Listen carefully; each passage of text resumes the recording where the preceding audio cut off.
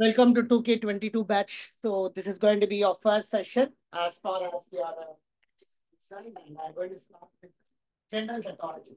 So when you're going to ask me how to approach the pathology, basically pathology is going to be a combination of variety of subjects. So you're going to read your final year subjects now itself. If you have a good understanding, a good connection between your pathology, microbiology, for pharmacology, you will be doing all these subjects very well, and that can be assured if you are going to concentrate here. See, here you will be reading variety of tumors. You will be reading variety of tumor classification, grading of tumors, etc., which will be repeated again in your final year portions. As you are aware that for your senior batch itself, CDME curriculum, plus there is a implementation of final year 6 subjects strategy. So you will be going through all your clinical subjects in the final year in 1 year, and that will be very difficult if you are not starting from now on to integrate your clinical subjects.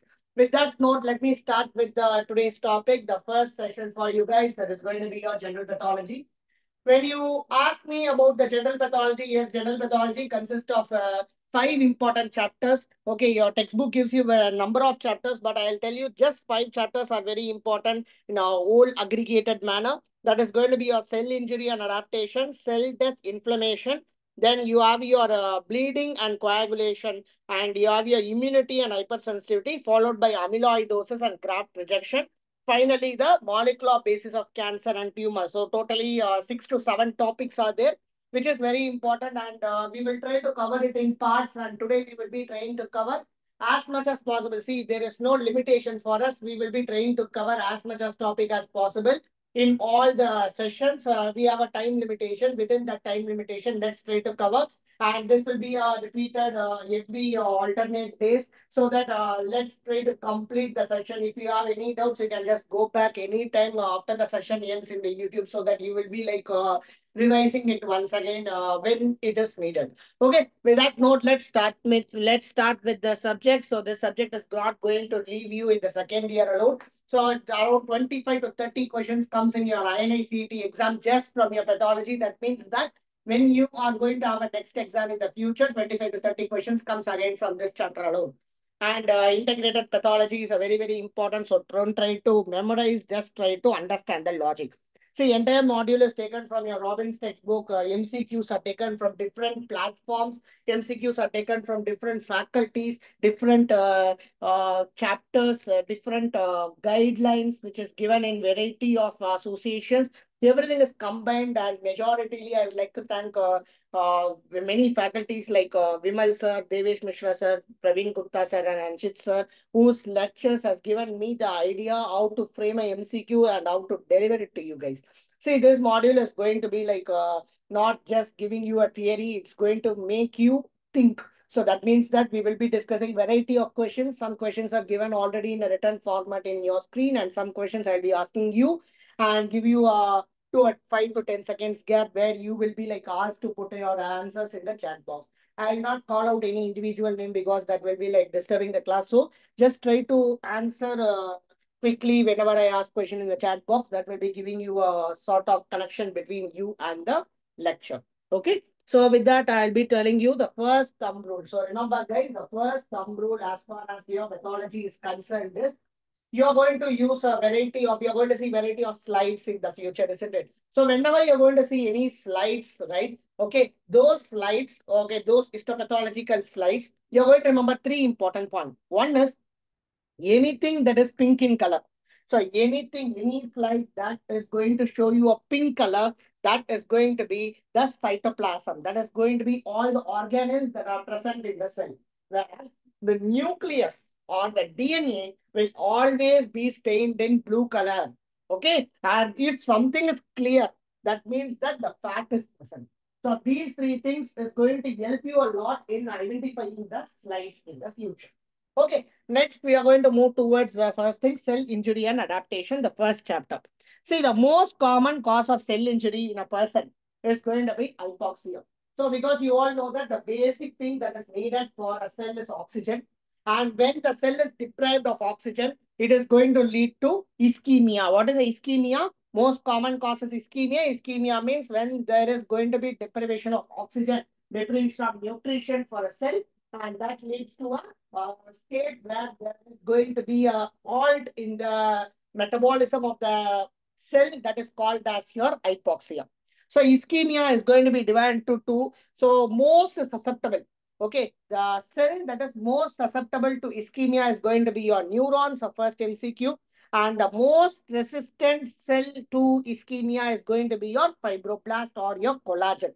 Okay, so all of the following are true regarding hypertrophy except. So before moving into this question, what I will do is I'll try to discuss about hypertrophy and then come back to this question later. So let's see. So what is a hypertrophy? So before that, see the options. So all of the following are true regarding hypertrophy except there is going to be increase in the size without increase in the number. Okay. DNA content same as in normal cell. There is an increase in the size due to synthesis of cellular protein. They are associated with switch of contractile protein from adult to fetal or neonatal forms. Okay, let's see what is hypertrophy. Remember, hypertrophy is nothing but hypertrophy. There is an increase in the size of the cell. Why there is an increase in the size of the cell? Because there is an increase in the protein content because of the increase in the synthesis of protein in a cell. Okay, so you know proteins are the building block of any cell.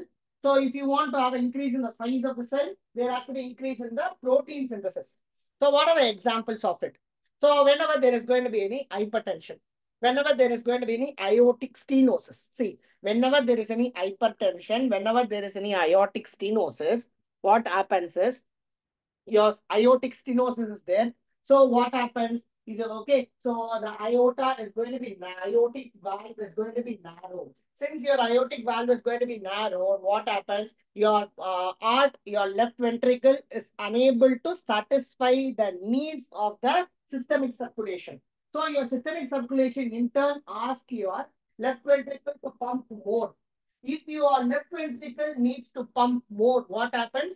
It is going to give more workload to the left ventricle. So whenever you're going to give more workload to any cell, what happens? Your cell will be requiring more nutrition.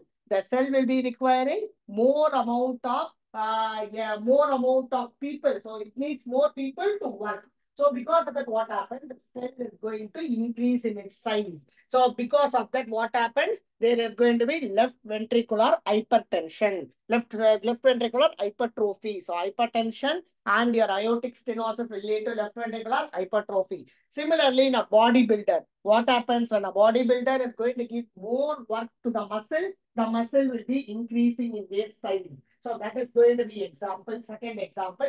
And the third example is going to be the nephrectomy of one kidney. So when you're going to remove one kidney, what happens? The nephrons present in the other kidney have to do more work. Therefore, the nephrons get hypertrophy. Yeah, remember, hypertrophy means increase in the size of the cell. It does not mean increase in the size, number of cells. Okay, so it is going to be due to the increase in the protein synthesis, and that is going to ultimately cause increase in the DNA content. So that is going to be your hypertrophy. So what will be the hypertrophy's outcome? It is going to cause a reversible process. It does not predispose to malignancy. See, when it is going to be an irreversible process, it is going to predispose to malignancy. If it is going to be a reversible process, it does not predispose to malignancy, and that is why we call it as a cellular adaptation. Another example is going to be the uterus during pregnancy, breast during lactation. All these will be like bringing back to the original size. And this is seen in the non-dividing cells, and stimulus is going to be increase in the workload. So this is all about the hypertrophy. Now moving on towards hyperplasia. What is hyperplasia? When there is an increase in the number of cells. So whenever there is going to be increase in the number of cells in an organ or in a tissue in response to a stimulus, and this is going to be seen in a dividing cells. So the meaning is in a non-dividing cells, there is going to be hypertrophy. Whenever there is going to be a dividing cell, that is going to cause hyperplasia. Okay, so whenever there is going to be hypertrophy, it requires only an increase in the workload of the cell. But in hyperplasia, what happens is there is going to be a increase in the growth factors driven proliferation. So here the mature cells needs to divide. So what happens is there is going to be a growth factor driven proliferation. So this is going to cause increased output of new cells from a tissue stem cells. And what are the examples, guys? Number one is going to be the physiological hyperplasia. For example, actions of hormone or growth factors. Breast during the pregnancy and during puberty, what happens? Bone marrow is going to, similarly, bone marrow in response to any deficiency of terminally differentiated blood cells. Okay, proliferative activity of normal endometrium after a menses. Prostatic hyperplasia in old age, regeneration of liver after partial hepatectomy. இந்த எல்லா இடத்துலயும் என்ன ஆகுதுன்னா, okay, so there is going to be a increase in the number of cells. Now remember, so in hypertrophy, it is going to be non-dividing cells. It is a reversible process, but it is a non-dividing cells. Therefore, they does not predispose to malignancy.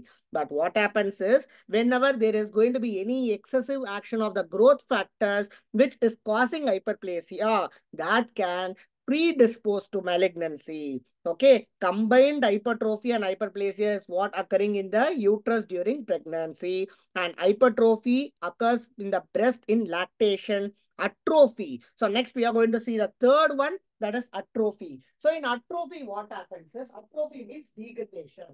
So atrophy means destruction. So what happens is the protein synthesis is going to decrease, whereas the protein destruction is going to increase because of the ubiquitin proteasome pathway. So what happens whenever your body sees any danger?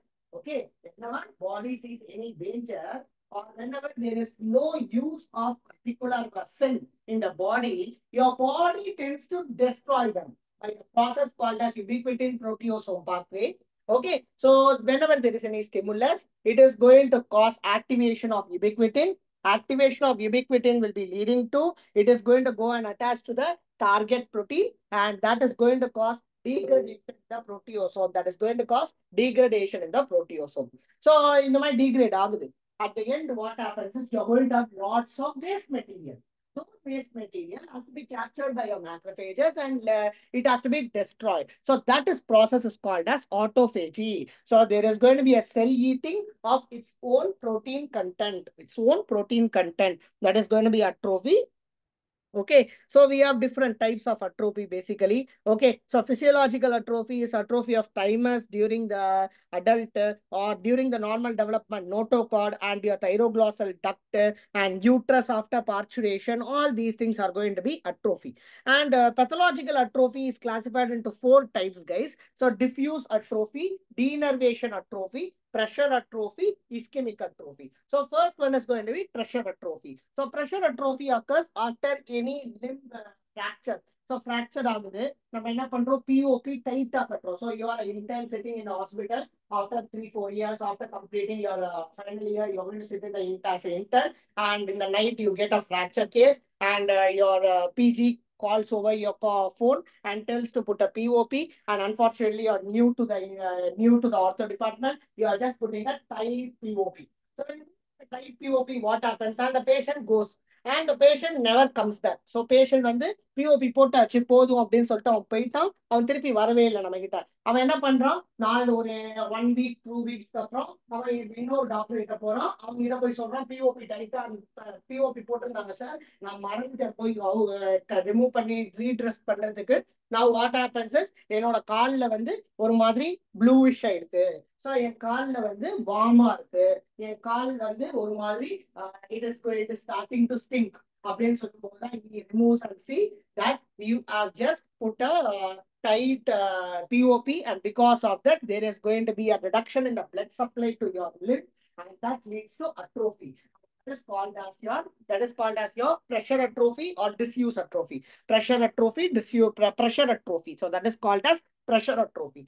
And there is variety of causes also, because sometimes a tumor goes on, compress that particular area, reduces the blood supply to that particular area, and that can lead to pressure atrophy. And okay, now what happens is you are an intern, you are just given a right POP, there is no problem. But what happens? The patient is not going further follow-up. He is not using that limb also. After a period of 2 months or 3 months, what happens? Suddenly, when he is removing the POP or when he is trying to start use that limb, the limb is not functioning. That is because the muscles thought that okay, anyway, our work is completed. So it thinks like that, and what happens? There is going to be a disuse atrophy. So when you're not using your brain, what happens? Your brain will also get disused. So disuse atrophy. So there is going to be a disuse atrophy. Okay, so this is not diffuse atrophy, guys. Just change it. It is disuse atrophy. 1 minute. It is disuse atrophy.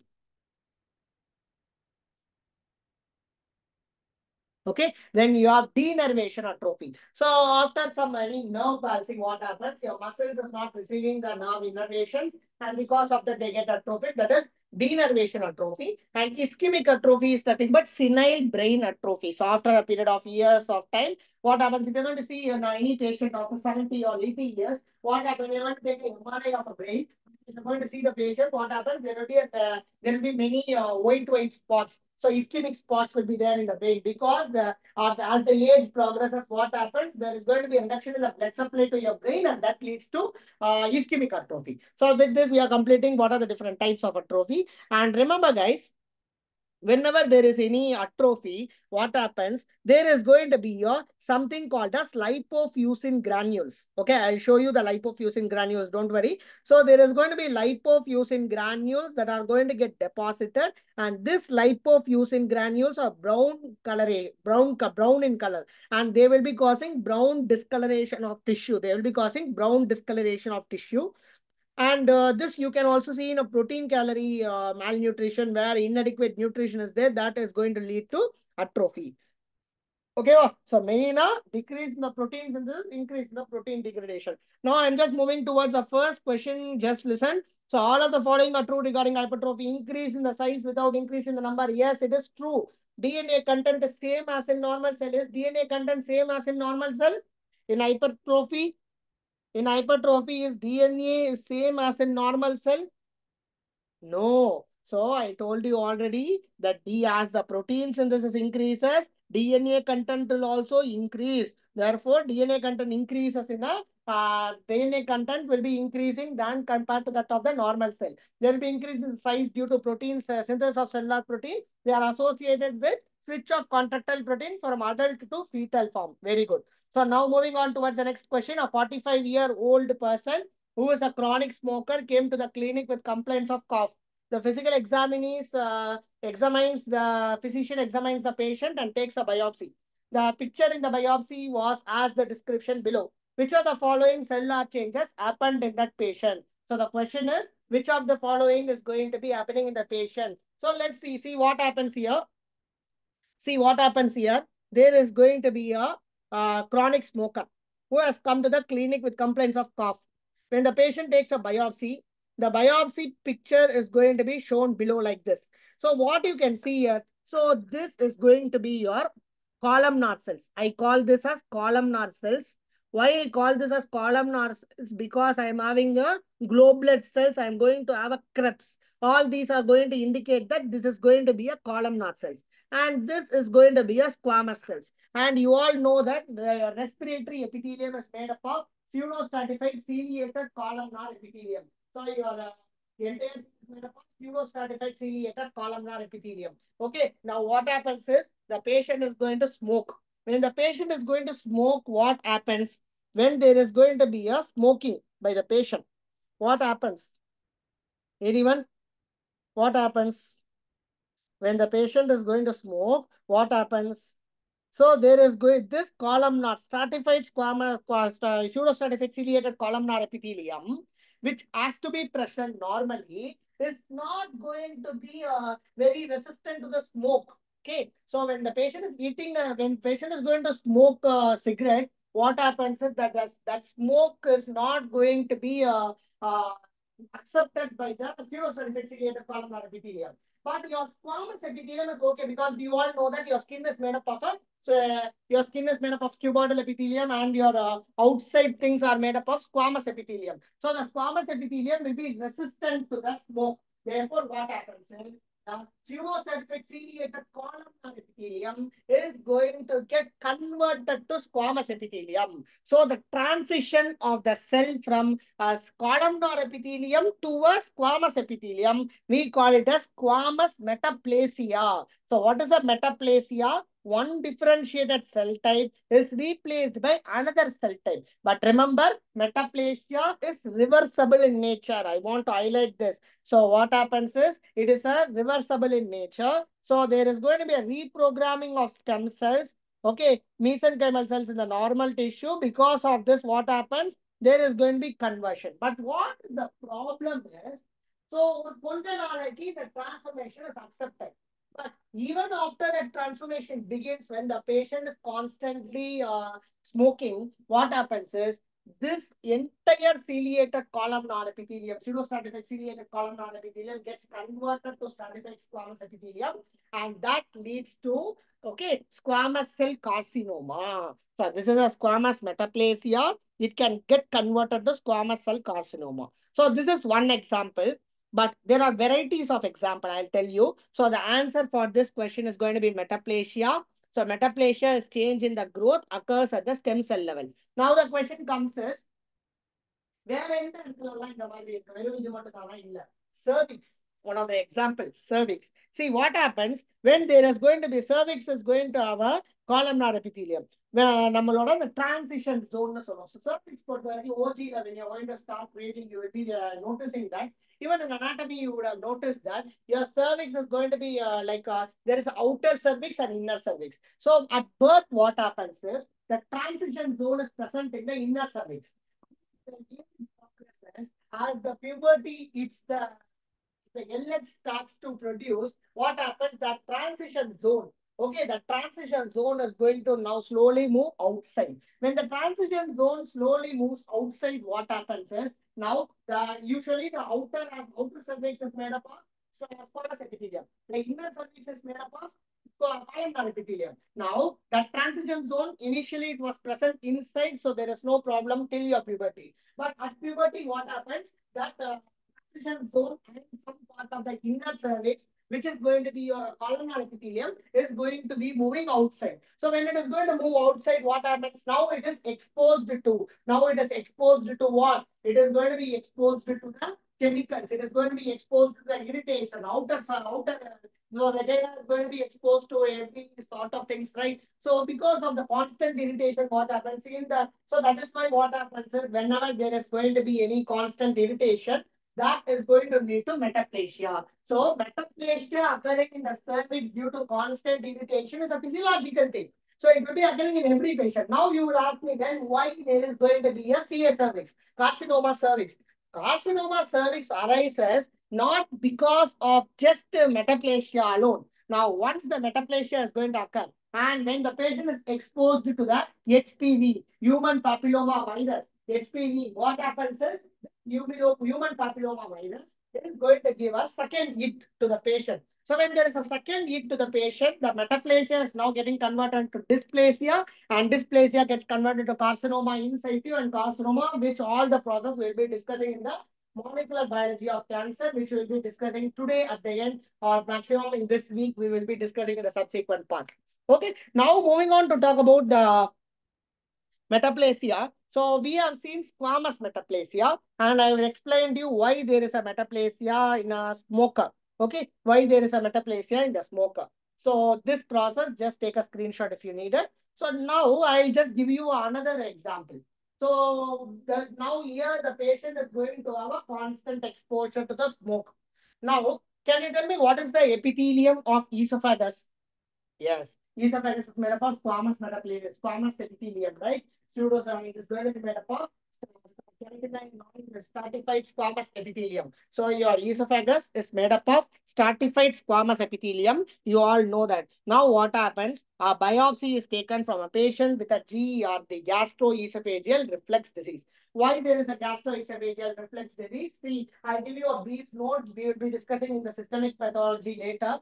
See, what happens basically is, you are going to have a esophagus.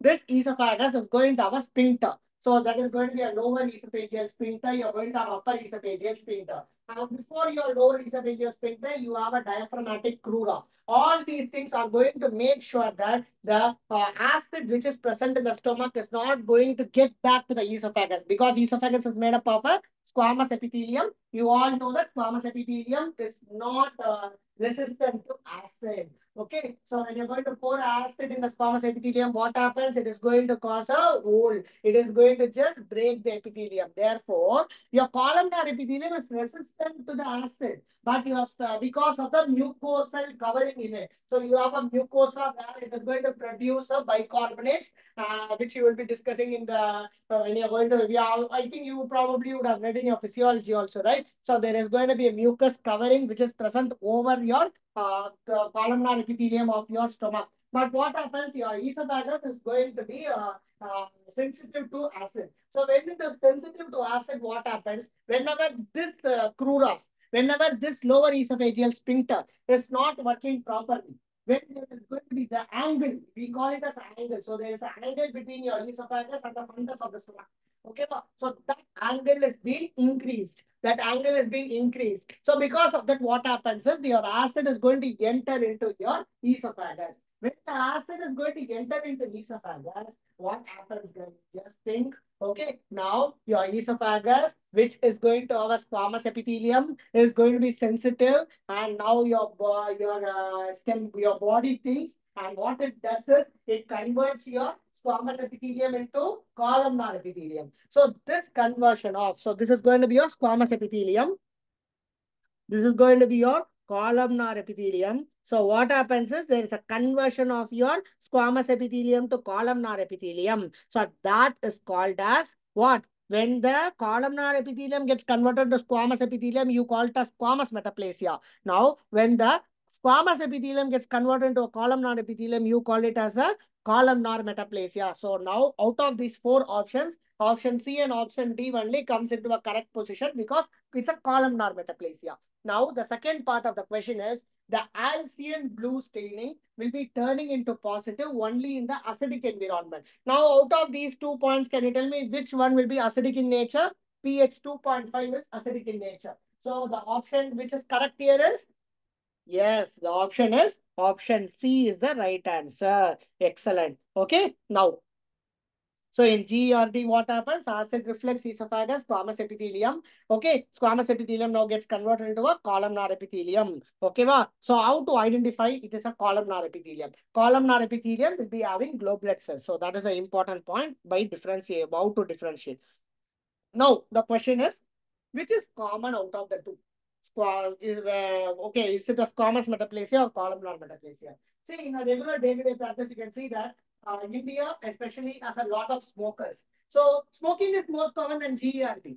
Okay, wow. So smoking is most common than GERD. Therefore, which is common? Squamous metaplasia is most common than the columnar metaplasia. So just remember like that. So this is another MCQ, which is the most common metaplasia found in India or found in the world is going to be your squamous metaplasia. So with that point, we will just move into the understand the gross structures. So this is the stratified squamous. So remember, stratified squamous will always be pale in color. Columnar epithelium will be red in color. So when squamous epithelium is replaced by columnar epithelium, the pale color gets converted into a red color. So what is the mucosal picture which you will see? You will see a red velvety mucosa. You will see red velvety mucosa. And can you see here? So this is your red velvety mucosa, which is going to be a columnar. So which is going to be a columnar. Stratified squamous gets converted into columnar. Squamous gets converted into a columnar. You call it as a columnar metaplasia.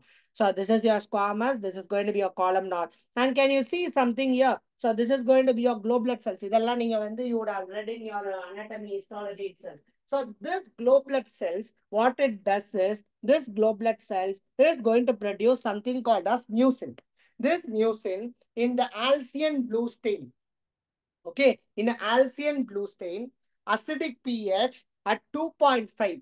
It is going to be a Barrett's esophagus. So when the Alcian blue is going to turn positive in the pH of 2.5, then it is going to be a Barrett's esophagus. In the alkaline pH at 7.5, then it is nothing but an intestinal lesions. So you have to differentiate between your Barrett's esophagus and intestinal lesion based on this picture. Okay, based on this picture. So it's a very important, again I'm repeating. So squamous metaplasia, columnar metaplasia, they will be asking you with a picture. So when they are going to show you a picture, you need to understand what it is. You need to understand what it is. See here. So just one more time, just see this picture. So here what happens? There is going to be your column squamous. So here what happens? Your columnar cells getting converted to squamous cell. Here what happens? Your squamous cell getting converted into a columnar cell. Okay. So remember that. So next we are going to move towards the next question. Which of the following is not an example of mesenchymal metaplasia? So there are going to be four options given.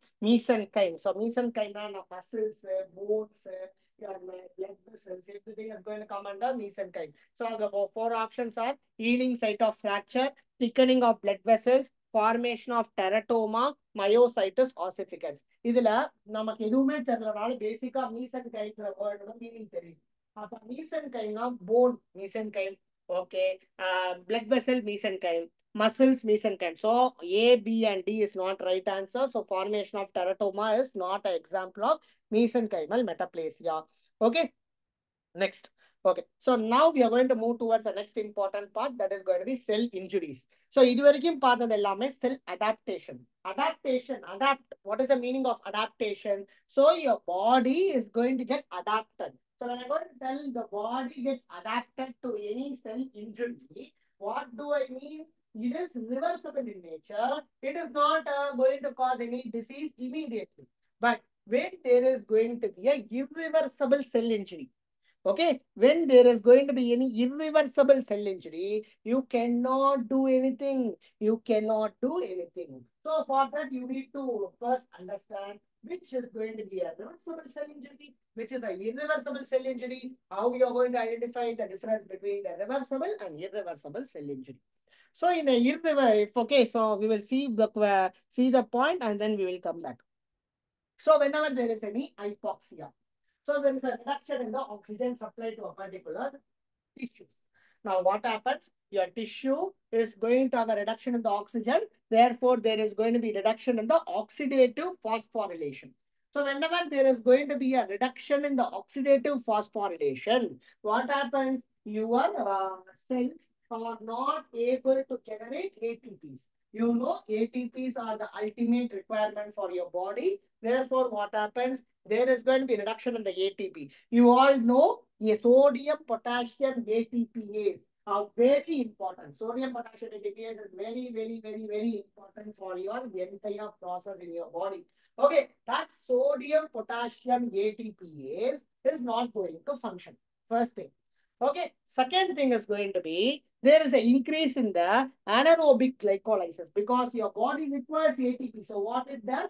In the absence of oxygen, it is going to try to produce ATP by the process called as anaerobic glycolysis.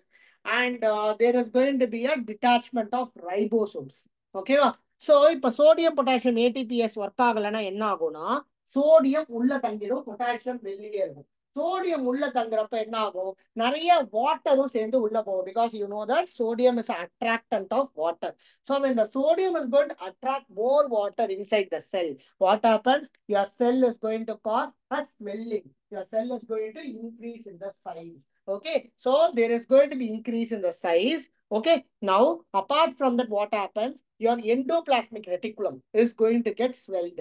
Ribosomes is going to get detached and mitochondria is going to swell. So when the mitochondria is going to swell, what ultimately happens? Your mitochondria gets swelled. Your mitochondria is going to produce small amorphous densities. So small amorphous density bodies. Now the question is, okay, so there is a two opinions which is present in different textbooks. Okay, what happens is in some textbooks they tell that amorphous bodies is found only in the irreversible. cell injuries. But remember, small amorphous density depositions occurs even in the mitochondria. It is not necessary that it occurs only in your irreversible. In your reversible also, you will have the small amorphous density deposition. What is this amorphous amorphous densities? So when it is very small, it is reversible in nature. When it is large, it is going to be irreversible. So what happens is, in a reversible injury, free radicals is going to occur.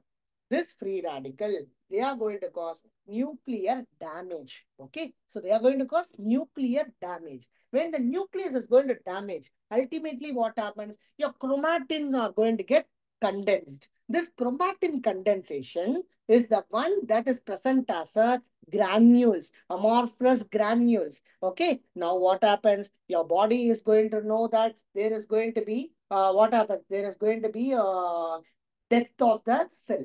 But there is not going to be ultimate death. It is reversible ultimately. So what happens? There is going to be a self-eating. So what happens basically now? There is going to be self-eating of the cells by lysosomes. And this self-eating of the lysosomes are going to cause aggregation of intermembranous particles. Aggregation of intermembranous particles, and there is going to be a swelling. Now there is a blood formation, and this blood formation will also lead to, okay, fatty acid depositions. So ultimately, can you list out what are the problems that are going to be present in a reversible cell injury?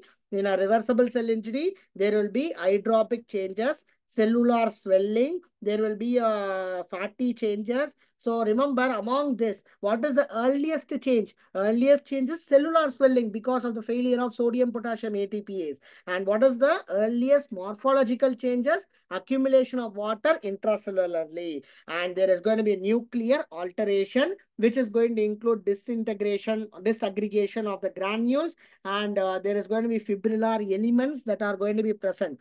And ultimately, so blood formation is going to occur, endoplasmic reticulum swelling, detachment of ribosomes, nuclear alteration, myelin figures. And increase in the anaerobic glycolysis will be leading to decrease in the pH, leading to clumping of nuclear chromatin and decrease in the glycogens. Remember, the points you need to ponder here is the myelin figures. What happens? These myelin figures, they are going to get rolled up, and they are going to be present like a scroll-like arrangement of lipid bilayer within the cell.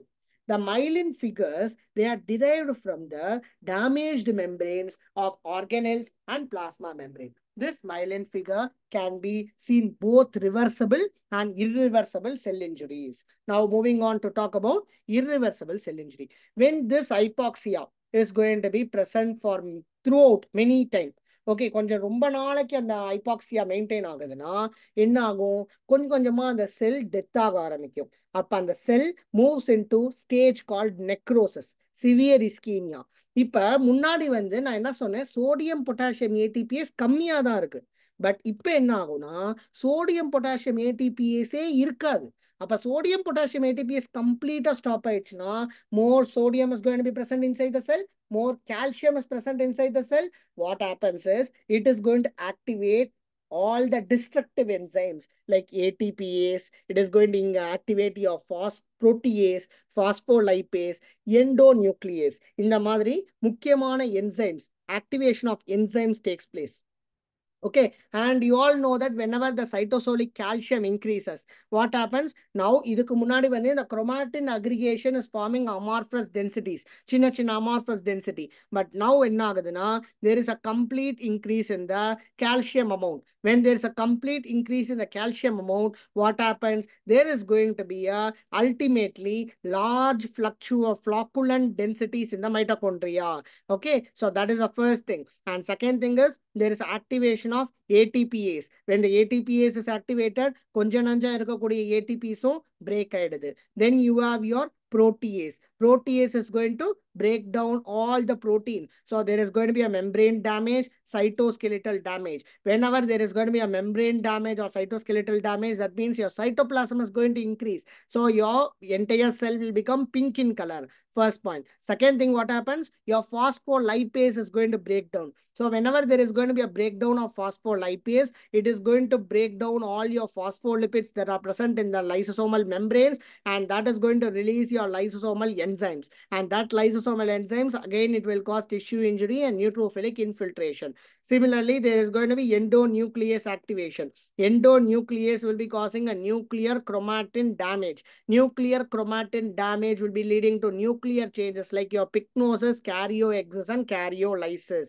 Okay, so endonuclease will cause pycnosis. What is pycnosis? There is going to be a nuclear shrinkage, chromatin condensation. That is going to lead to karyoexis. What is karyoexis? There is going to be a fragmentation of nucleus, and that leads to karyolysis. Karyolysis means the entire nucleus is going to break down to small particles. Then that is going to lead to chromatolysis. What is chromatolysis? Dissolution. And this dissolution, chromatolysis, will be leading to decrease in the basophil. This is going to lead to decrease in the basophil.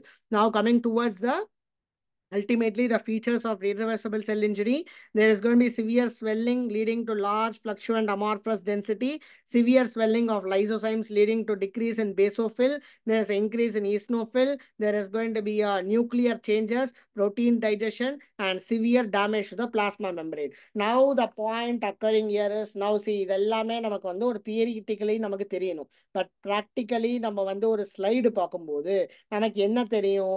நமக்கு வந்து பார்த்தீங்கன்னா pink கலர்ல இருக்கும். So என்ன stain நம்ம use பண்ணுவோம்? Hematoxylin eosin. இயாசின்ங்கிறது pink colour, எமடாக்சிலின்ங்கிறது blue in color or purple in color, which is going to indicate the DNA and RNA of nucleus. So any dying cells, necrotic cells, will be appearing more pink in color, or eosin will be strongly binding to the denatured protein, and loss of DNA RNA will cause loss of blue in color. Okay, wow. So there is going to be loss of blue in color. So that's what you have to remember, and this is going to be ultimately the points to be pondering. Now the question comes to you: which of the following is true about irreversible cell injury? So irreversible cell injury, of course, there will be amorphous densities in the mitochondrial matrix, nuclear chromatin clumping, myelin figures, mitotic figures, nuclear shrinkage. So இதெல்லாம் எது ட்ரூன்னு கேட்டிருக்காங்க. See, remember, whenever there is going to be a question like this, see, ஒரு maximum mitotic figures, nuclear chromatin clumping, இது எல்லாமே வந்து பார்த்தீங்கன்னா they are going to be present both in your reversible and irreversible cell injury. Now coming to the amorphous density, they didn't give you large amorphous density. When they give you as a large amorphous density, then the answer will be irreversible cell injury. But here they have given amorphous densities. That means that it can even be a smaller one.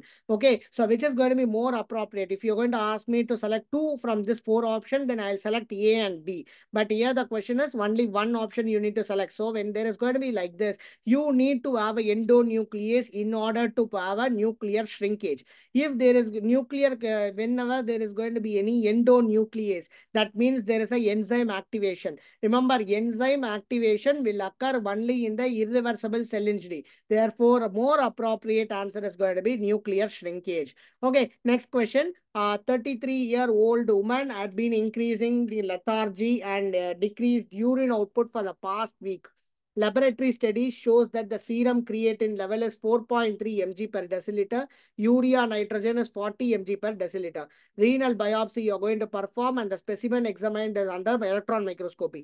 Which of the following morphological changes most likely suggest a diagnosis of ATN, acute tubular necrosis? See, acute tubular necrosis now, it is a permanent damage. Okay, that is going to be irreversible cell injury. So whenever I am going to use this word called as necrosis, that means it is a irreversible cell injury. Whenever there is going to be any irreversible cell injury, there will be a endonuclease activation. Endonuclease activation will be leading to nuclear lysis. So upon nuclear lysis, the more towards irreversible cell injury. See, chromatin clumping, mitochondrial swelling, plasma membrane bleb, it எல்லாமே occurs even in reversible cell injury. Therefore, the more appropriate answer here is option C. Now, okay, so with this, we are completing this first second part of the discussion, that is going to be your cell injury. So first cell adaptation பார்த்தோம், next cell injury பார்த்தோம். Now what happens is, unga cell injury, it need not be just your outside stimulus. It can be due to the free radicals which are produced. What is a free radical? It is unpaired electron. What is a free radical? Free radical is an unpaired electron. So what basically happens in this entire process is, normally, okay, it is not the pathological condition. Normally, நம்ம பாடியில free radicals produce ஆகுது. இந்த free radicals எதனால? Due to normal breathing, oxygen. So நம்மளோட electron transport chain எல்லா இடத்துலயும் உங்களுக்கு free radical produce ஆகுது. அந்த ஃப்ரீ ரேடிக்கல் ஸோ ஒரு ரேடியேஷன்னாலேயோ ஒரு டாக்ஸின்ஸ்னாலேயோ ஃபர்ஸ்ட் ப்ரொடியூஸ் ஆகுது super oxide. Now what happens? This superoxide gets converted from superoxide to superoxide dismutase. அப்படிங்கிற enzyme presenceல superoxide gets converted to H2O2 by the superoxide dismutase. ஒருவேளை superoxide dismutase இல்லைன்னா second checkpoint is hydrogen peroxide. அந்த hydrogen peroxide is decompose to H2O by glutathione peroxidase catalase. அப்படி இந்த hydrogen பெராக்சைடும் convert ஆகல. In the absence of glutathione peroxidase, they gets converted into hydroxyl radical. So the question comes here: what is the most potent free radical oxygen species? That is going to be your hydroxyl radical. இந்த hydroxyl radical ஏன் danger அப்படின்னா 3 பேர்கிட்ட இது act பண்ணுது. First it is going to go and cause lipid peroxidation. lipid peroxidation. So it is going to convert your lipid. அப்ப lipid break பண்ணுச்சுன்னா நம்ம எல்லாருக்குமே தெரியும் every cell is made up of a cell membrane by phospholipids. இப்போ இந்த phospholipids gets peroxidized அப்படின்னா that is going to cause a damage to your membrane. Similarly, your hydroxyl ion, they are going to go and activate your protein modification. That will lead to after post-translational modification, folding la problem ஆகுது. Similarly, DNA damage leading to mutation. So this is going to be a free radical mediated injury. So நம்ம பாடியில free radicalங்கிறது நம்ம oxygen மட்டும் தான் நினைச்சிட்டு இருப்போம். Okay, so இந்த oxygen வந்து is going to be going through your Haber-Weiss reaction. What is Haber-Weiss reaction? Superoxide getting converted in the presence of hydrogen peroxide get converted into oxygen, hydroxyl ion and OH minus. In the hydroxyl radical is again is going to be a free radical, potent free radical. Similarly, iron. So iron, ferrous iron, when it is going to be added with hydrogen peroxide, they get converted into a ferric ion, hydroxyl radical and OH minus. So that is called as Fenton reaction. Fenton for ferric, Haber-Weiss for water. Remember like that. So இப்போ என்ன ஆகுதுன்னா இது வந்து ஒரு பொட்டன்டான free radical. So அப்போ இந்த பொட்டன்டான free ரேடிக்கலை control பண்ணணும் யாராவது. யாரெல்லாம் கண்ட்ரோல் பண்ண போறாங்க? நம்ம சாப்பிடக்கூடிய vitamin A, vitamin C, vitamin E, transferrin ferritin, peroxisomal enzymes, superoxide dismutase, glutathione peroxidase. இவங்க எல்லாருமே they are going to act as an antioxidant. They are going to act as an antioxidant. Okay, wow. So now whenever there is going to be a mutation of this superoxide dismutase gene, that is going to be lead to amylotropic lateral sclerosis. It's a neurological condition. Amylotropic lateral sclerosis occurs because of the mutation of the SOD gene. Now, okay, so now we are going to complete this very important topic called as free. Okay, idu mudichachu. Next one is cell death. What happens is the cell death can occur either by apoptosis or necrosis. But apoptosisல என்ன ஆகும்னா செல் size கம்மி ஆகும், membrane இன்டாக்டா இருக்கும், inflammation இருக்காது, and it is an active process. Whereas necrosis, it is a enlargement of cell occurs. There is going to be disruption of membrane. There is going to be inflammatory process, most important, and it is going to be a passive process. So, okay, so the necrosis can be of different types. Okay, well, necrosis of different types, but remember, apoptosis can be a physiological process, but necrosis will always remain pathological. So, cell swelling இருக்கும், cell membrane rupture ஆகும், inflammatory changes இருக்கும், but it can never be physiological. It will be always pathological. So, necrosisல என்ன ஆகுது? There is an increase in the lysosomal permeability that is going to cause increase in the enzyme levels, and it is going to cause cell membrane rupture, and that is going to lead to inflammation. So, okay, so now inflammation ஆகும்போது என்ன ஆகும்னா there is going to be attraction of inflammatory mediators. So, because of attraction of inflammatory mediators, that is going to cause variety of increase in the inflammatory markers. Okay, so necrotic cells will always have a glassy, homogeneous appearance. Okay, to the loss of lighter staining glycogen particle. The cytoplasm of the necrotic cell will become vacuolated, moth-eaten because of the enzymatic digestion by the cytoplasmic organelles. Now, moving on towards to talk about the different types of necrosis. So let's see a question. A 17-year-old female with a history of cervical lymphadenopathy. So cervical lymphadenopathy அப்படிங்கிற point வந்தாலே நம்ம mind வந்து டிபிக்கு தான் போகணும். So it's a TB case. A typical TB case which will be having a cheesy material. Okay, va? So it's a TB case. So remember, a TB will be having a caseous necrosis. Okay, gangrene will be having a coagulative necrosis. And metastatic carcinoma will have a liquefactive necrosis. And you have to know what is emperipolysis. Emperipolysis, now, macrophage will be engulfing, okay, antigen, but it will not destroy it. So what happens? Your macrophage will be engulfing your antigen, but it will not destroy it. அப்ப என்ன ஆகும்? Antigen முழுங்கி macrophage அப்படியே இருக்கும். Example of your Hodgkin's lymphoma, chronic infection, Rosai Dorfman disease. Okay.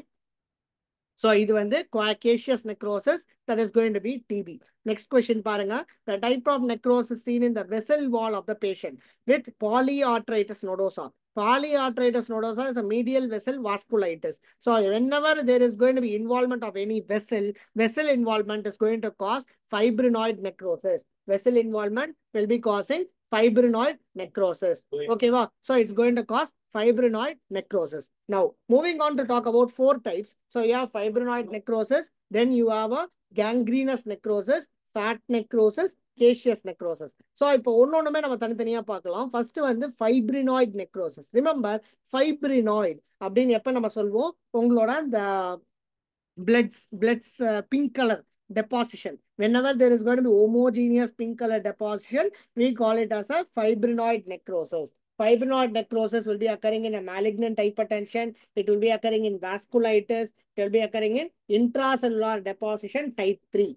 Okay, remember, diabetes will not be a best answer. Diabetes la உங்களுக்கு fat necrosis, sorry, இந்த pink deposition, fibrinoid necrosis la இருக்காது. So fat necrosis எப்ப சொல்ல முடியும்னா when there is going to be a chalky white deposition, and caseous necrosis na white cheesy deposition.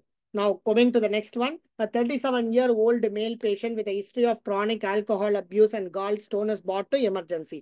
Patient is complaining of severe abdominal pain for 3 days, followed by a bout of increase in the alcohol consumption.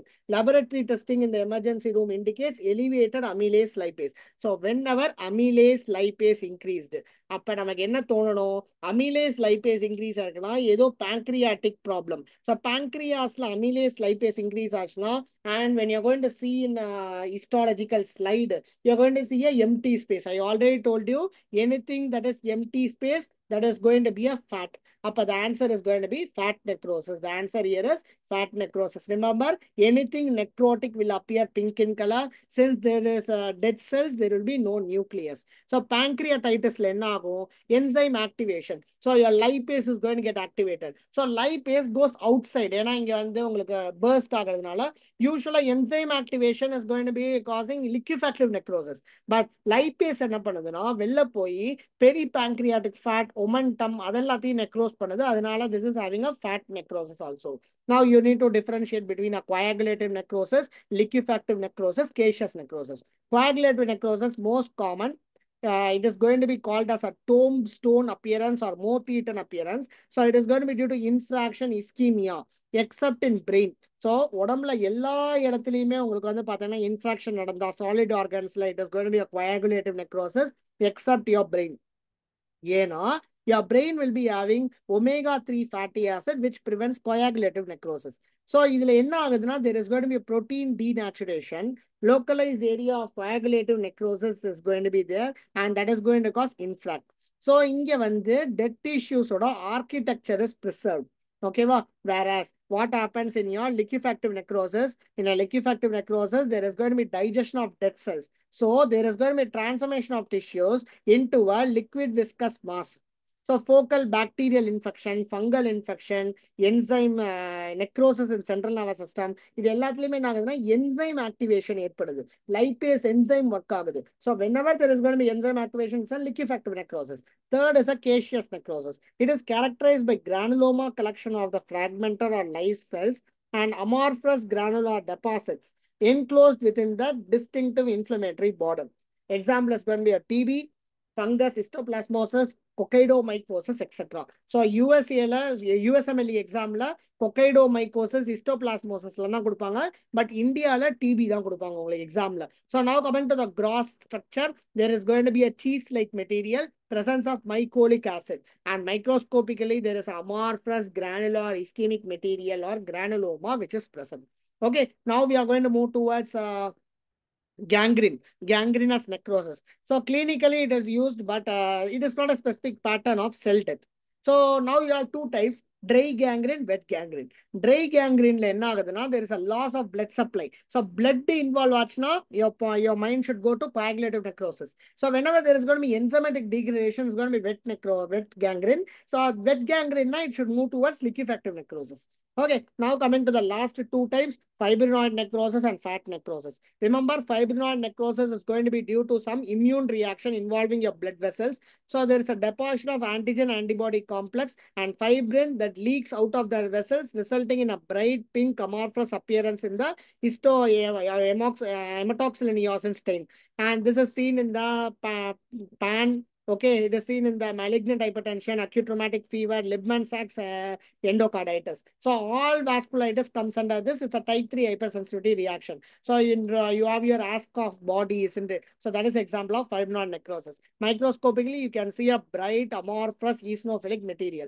Now coming to the fat deposition, acute pancreatitis, traumatic fat necrosis in the breast, buttocks. So your triglyceride esters will be released. Free fatty acids are going to be generated and they combine with your calcium, and what happens? They are going to be depositing as a calcium salt, and that is called as calcification. What you can see is a shadow white line of fat cells and basophilic granular calcium deposit. Now the question comes to you: how to differentiate the traumatic fat necrosis calcification? See, traumatic fat necrosis now, calcification will be macro in nature.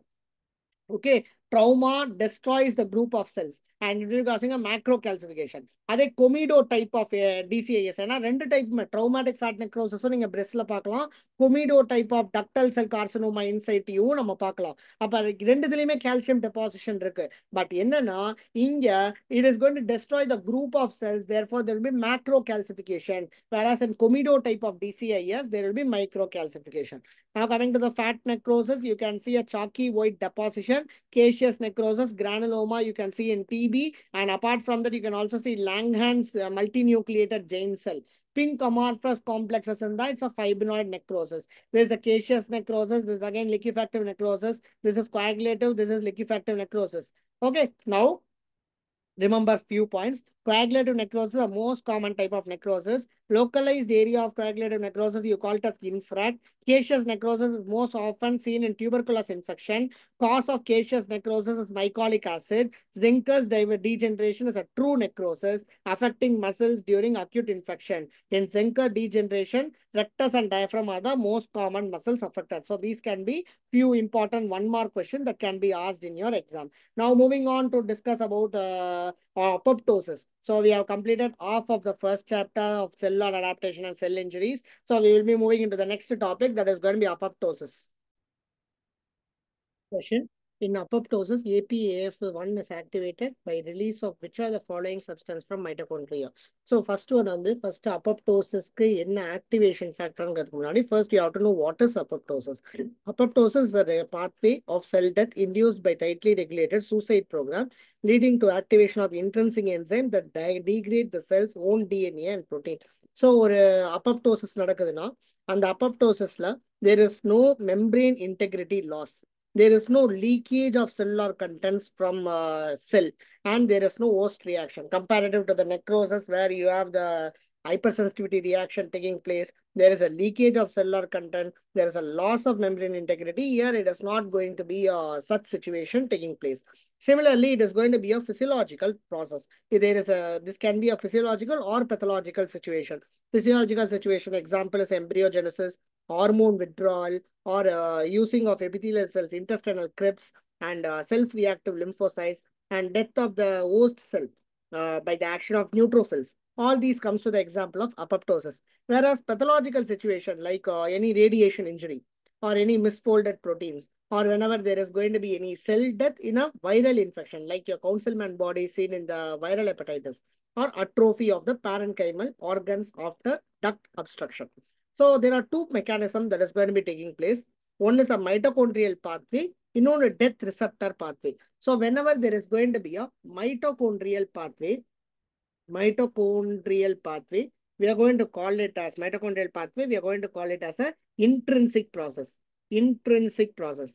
Whereas whenever there is going to be a death receptor pathway, death receptor pathway. So that means it is going to be a death receptor pathway. That means it is going to be a extrinsic mechanism.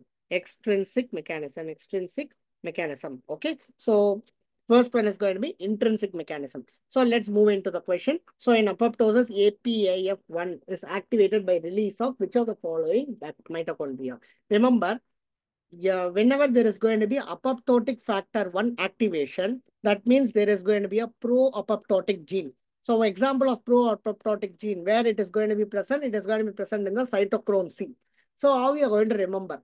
Remember that anything that ends with L, ரொம்ப simple anything that ends with L will be anti-apoptotic in nature. BCL2, MCL1, BCLXL, all these things are going to be anti-apoptotic gene. Whereas cytochrome C is going to be pro-apoptotic gene. Okay, so how you are going to remember? There are three. Basically, the entire genes related to apoptosis is classified into pro-apoptotic, anti-apoptotic, BH3 protein. Pro-apoptotic, anything that is going to be not ending with L. BAX, BAC, BCLX, all these are going to be pro-apoptotic. Anti-apoptotic, anything that ends with L, BCL2, BCLXL, MCL1, all these are going to be anti-apoptotic gene. Whereas BH3 protein, BIM, BAD, BID, NOXA, PUMA, all these are going to be stress sensors. All these things are going to be stress sensors. Now, what is cell death? Or cell death can be either a programmed cell death or it is going to be a non-programmed cell death. Programmed cell death வந்து physiological-ஆவும் நடக்கும், pathological-ஆவும் நடக்கும். For example, apoptosis, necroptosis, pyroptosis, entosis, ferroptosis, netosis, all these terms are going to be programmed cell death. Whereas non-programmed cell death, there will be always pathological. Example is going to be necrosis. Now, apoptosis is of two types, physiological or pathological. Physiological example is going to be organogenesis, hormone-dependent involution, death of neutrophil after acute infection or any inflammatory response. Pathological cell death that is triggered by misfolded protein, certain viral infection, Councilman bodies, or radiation and chemotherapy. Councilman bodies is asked as a question in your NEET PG exam. So Councilman bodies after a viral hepatitis, what happens is there is an apoptotic body formation because the hepatocytes are going to be affected by virus. So these apoptotic bodies are called as a Councilman bodies. Now, where what happens is whenever there is going to be any viable cells or the cell that is deemed to live, so they will be having some survival signals. So survival signals will be leading to increase in the anti-apoptotic gene. BCLXL, BCL2, BCL, all these things are going to cause what? They are going to cause blockage of the cytochrome C so that the side pro-apoptotic gene that is present inside the cytochrome C is not going to come out. Now, whenever there is no survival signal, so your body decides that this cell has to die. Now, what happens is there is no survival signal, or in fact, whenever there is any radiation injury, what happens? The DNA is going to get damaged. All these things will be leading to two important problems. One, they will be inhibiting the anti-apoptotic gene. So now what happens? The blockway that is present from the cytochrome C to outside in order to inhibit the release of these, inhibit the release of pro-apoptotic gene is now removed.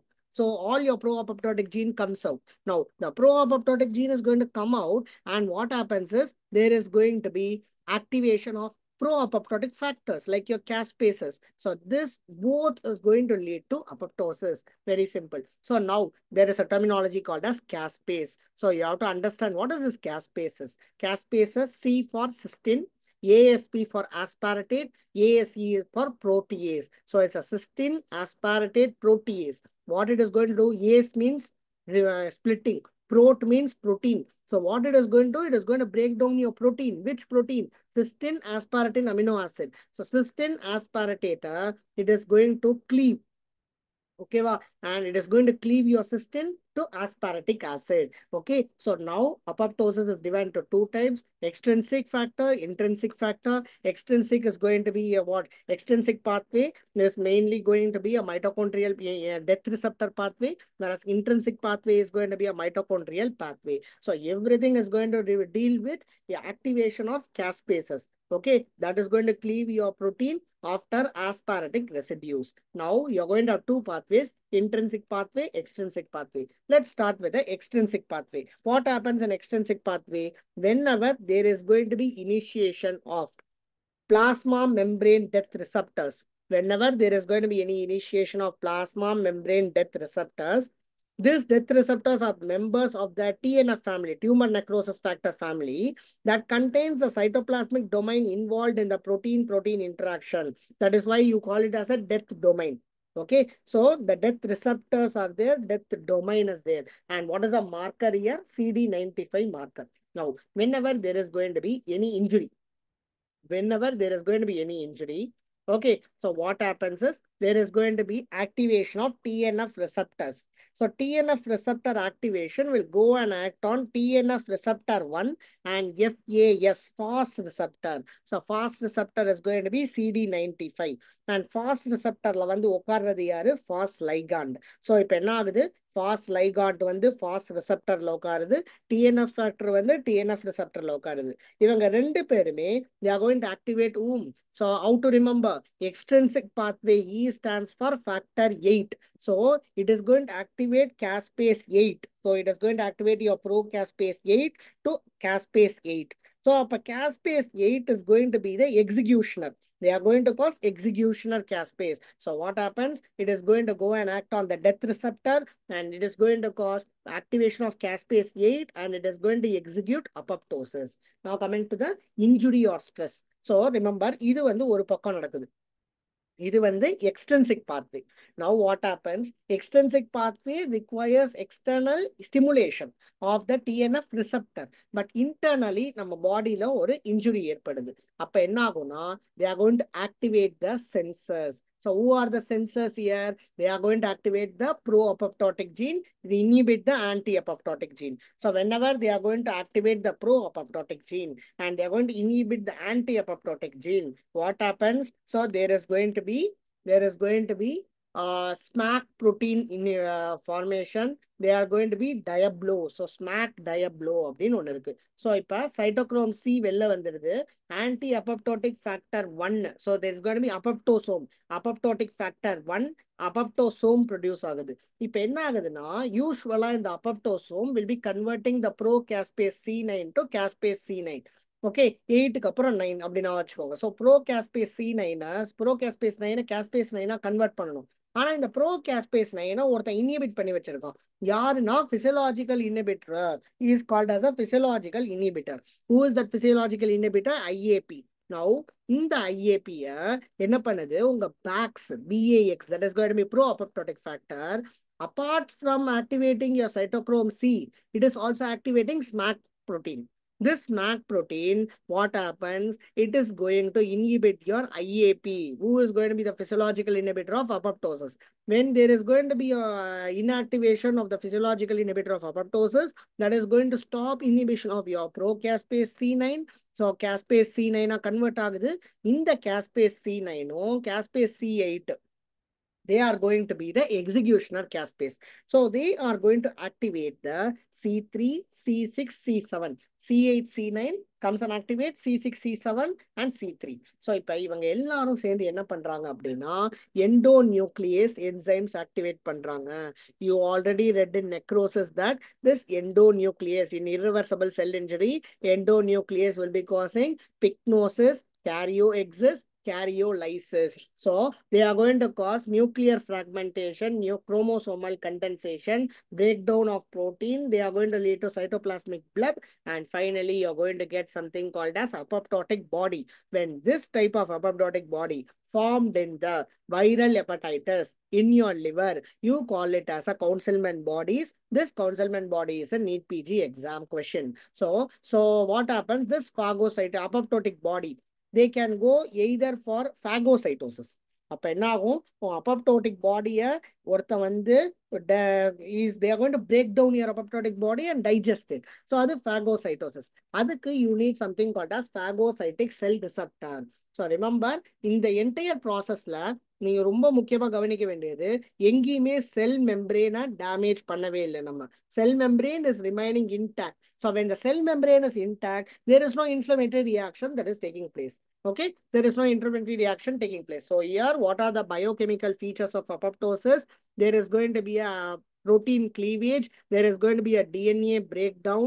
There is going to be phagocytic recognition by the expression of phosphatidylserine, thrombospondin, and phagocytosis occurring without the release of pro-inflammatory cellular component. Now coming to the morphological changes taking place in apoptosis, there is going to be a cell shrinkage. There is going to be a chromatin condensation, and there is going to be formation of cytoplasmic bleb. Plasma membrane remains intact and doesn't elicit inflammation. All these points are very important. How do you diagnose the apoptosis?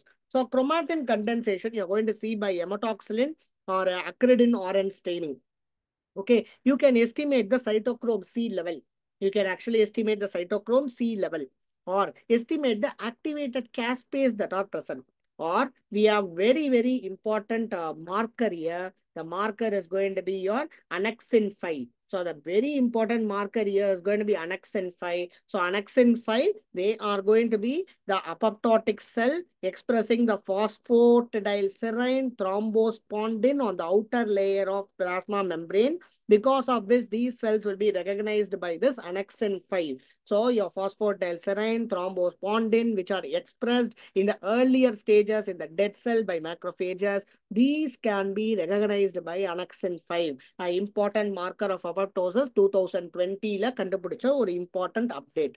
Now, the DNA breakdown, what happens? This DNA breakdown, they are going to be internucleosomal cleavage by endonuclease at a specific site. And the fragments can be detected in a step ladder fashion in the agarose gel electrophoresis, or you can go for a labeling technique, nick end labeling technique. We call it as tunnel technique. Okay, so DDT mediated UTP nick end labeling technique or called as tunnel technique. So, இப்போ வந்து DNA breakdown agarose gel electrophoresis step ladder pattern you can recognize.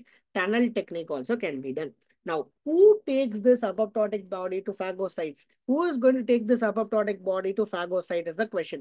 So, the apoptotic bodies are taken to phagocyte by the expression of phosphatidylserine and thrombospondin, which is recognized, which is stained by annexin 5. They are responsible. Okay, so they are responsible. So, apoptotic body, phosphatidylserine takes it to macrophage. So, in here, there is no involvement of inflammatory mediators. And this is your step ladder pattern, which you can see in the apoptosis. Whereas in comparison to the necrosis, in necrosis, you can have a smudged pattern. In necrosis, what is a pattern you're going to get? Smudged pattern. You will be getting smudged pattern. Clear up. Now, moving on towards this question, the histological picture of a liver biopsy of a patient with chronic hepatitis C infection. Chronic hepatitis C is a viral hepatitis, so the Councilman bodies would be suspected. Which of the following is not true regarding the structure shown below? So this is a Councilman body. So the plasma membrane remains intact. Of course, apoptosis, activation of caspase is correct. Mitochondrial outer membrane permeability increases. Mitochondrial outer membrane permeability increases. Is it so? Mitochondrial permeability increases. Okay, and DNA electrophoresis is going to show the pattern of smudged pattern. Okay, அப்படின்னு கொடுத்திருக்காங்க. கண்டிப்பா C வந்து smudged pattern. So smudged pattern, okay, shows pattern C. So shows pattern C. The options is incomplete. Shows pattern C. See, remember pattern C is going to be a smudged pattern. So smudged pattern la irundhaduna, so that is going to be necrosis. It is not apoptosis. So since it is a necrosis, okay, it's a necrosis. Now, the answer is option D is a wrong answer. So, remember, smearing pattern or smudged pattern is seen in the necrosis. Now, how to differentiate between the necrosis and apoptosis? Remember, the size increases in necrosis, whereas the size decreases in apoptosis. Chromatin lysis occurs, whereas inga pycnosis occurs. Outline one is broken because cell membrane is going to be broken in necrosis, whereas apoptosis, it remains intact. Inflammation will be present in your necrosis, apoptosis is not there. And stain, you will be seeing annexin 5, phosphatidylserine. Okay. Now, the question comes here. Who is going to be the initiator caspase? In intrinsic pathway, it is caspase 9. In extrinsic pathway, it is caspase 8. Yes, of course. But now the question arises. There was once in 2019 or 18, the question was not having the options of caspase 8. So they have asked you who is the initiator of extrinsic pathway, but 8 caspase illa. அந்த மாதிரி 8 caspase இல்லனா, the option is going to be caspase 10. Okay, executory pathway is caspase 3, caspase 6. Among them, caspase 3 is very important. Necrosis, apoptosis together. It's an injurious stimulus like chemotherapy, radiotherapy. If the insult is mild, but large dose of same stimulus can cause a necrotic cell death. Okay, now all of the following is true regarding apoptosis except chromatin is lysed by endonuclease. True that chromatin is lysed by endonuclease. It initiates local inflammatory reaction. Never. So remember, apoptosis will never cause inflammatory reaction. So option B is wrong. Macrophage phagocytes remaining apoptotic body is correct. Caspases are increased and mediate apoptosis correct. So remember, another question from INICET. Cytochrome C plus APAF1. What is the name of it? So remember, cytochrome C, APAF1, together you call it as apoptosome. And macrophage phagocyting the remaining apoptotic body, you call it as ephrocytosis. You call it as epherocytosis. Okay, now this is apoptotic body and this is going to be your councilman body. Councilman body. Okay, this called as councilman body. And next question, MLKL activation resulting in cell death is a feature seen in which of the following? So now the question arises, what is this MLKL1? That you have to remember to understand. And before that, you have to remember what is necroptosis and what is pheroptosis, what is pyroptosis. மூணு tosis உங்களுக்கு தெரியணும். The first one is a necroptosis. Remember, necroptosis is a programmed necrosis. So remember, necrosis now is not a programmed cell death. It is going to be a irreversible condition. It's not a programmed cell death. Whereas necrosis means, apoptosis means programmed cell death. இங்க நம்ம என்ன சொல்றோம், necrosis programmed இருக்கு அப்படின்னு சொல்றோம். Or instead of calling it as a programmed necrosis, you can also call it as caspase independent programmed cell death. It is a programmed cell death, but they are caspase independent. When it is dependent on caspase, you call it as apoptosis. But here it's a caspase independent. When it is a caspase independent, you call it as a necroptosis. So what happens in the necroptosis? Let's see. Okay, necroptosis is a caspase independent. Okay, so remember MLKL activation resulting in a cell death is seen in necroptosis. Usually necroptosis occurs in a viral, any steatohepatitis, neurodegenerative condition like Alzheimer's, Parkinson's. In all these conditions, what happens is there is a necroptosis. So it's a variant of necrosis. It is not a variant of apoptosis. Many people get confused. It has variant of apoptosis. It's a variant of necrosis. See, what happens is very similar to that of your extrinsic pathway. So there is going to be, it starts like your apoptosis. So there is going to be a TNF receptor. This TNF receptor is going to go and act on the fast ligand. Fast ligand acts on the fast receptor.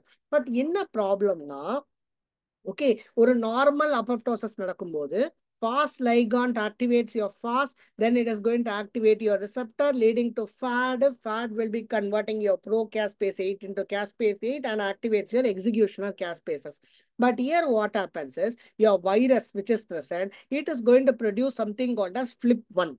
This FLIP1 protein activates flippase enzyme. This flippase enzyme is going to inactivate your fast ligand. So whenever there is going to be inactivation of fast ligand because of the FLIP1 or flippase, it is going to lead to failure of activation of caspase, a failure of activation of your fast ligand and failure of activation of caspase 8. So, in essence, there is going to be failure of activation of caspase site. Now, our body thinks, okay, so even அழிக்கணும்னா இந்த virus அழிக்கணும் இந்த ஒரு step நம்ம கொண்டு வரணும்னா நமக்கு இன்னொருத்தன் தேவை யார் அவன் rest in peace RIP complex remember like that. So in order to make this virus die our body associate with this RIP complex. Now it is going to have RIP1 RIP3. Okay, so this RIP complex, it is going to go and activate your RIP3, okay, caspase. And that is going to be a phosphorylated MLKL1. So in the MLKL1, which is phosphorylated, it gets activated. And once it gets activated, what happens is, என்ன உள்ள போக விடல அவ்வளவுதான் இந்த TNF receptor உள்ள போக விடல நான் என்ன பண்றேன் செல் மெம்பரேனையே பிரேக் டவுன் பண்ணிடுறேன். அப்ப செல் மெம்பரேனே பிரேக் டவுன் ஆச்சுன்னா it is going to cause necrosis. அதனால தான் you call it as a not a variant of apoptosis. You call it as a variant of necrosis. Okay, va? So it is going to do all the things that your necrosis does. Okay, and example of necroptosis is formation of mammalian bone growth plate, cell death in steatohepatitis, pancreatitis, reperfusion injury, neurodegenerative disease like Parkinson's disease. In hepatitis, what happens? Some virus produces flippase.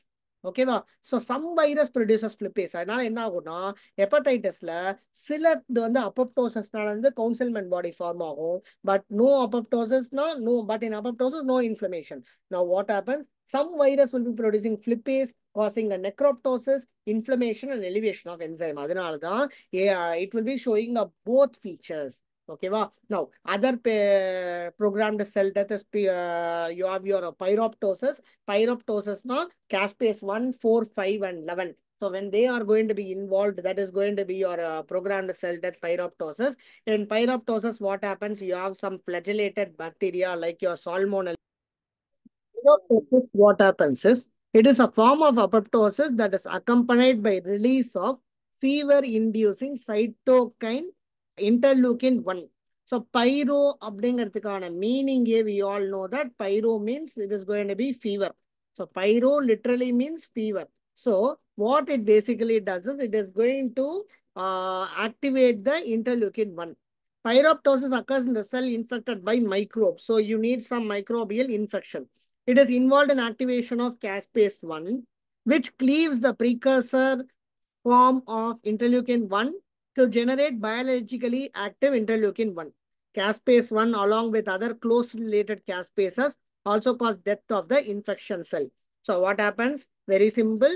Microbial product is going to come, for example, flagella of your salmonella that is going to enter the cytoplasm of infected cells. Now this is going to be identified by the T cell receptor, or we have something called as node-like receptors.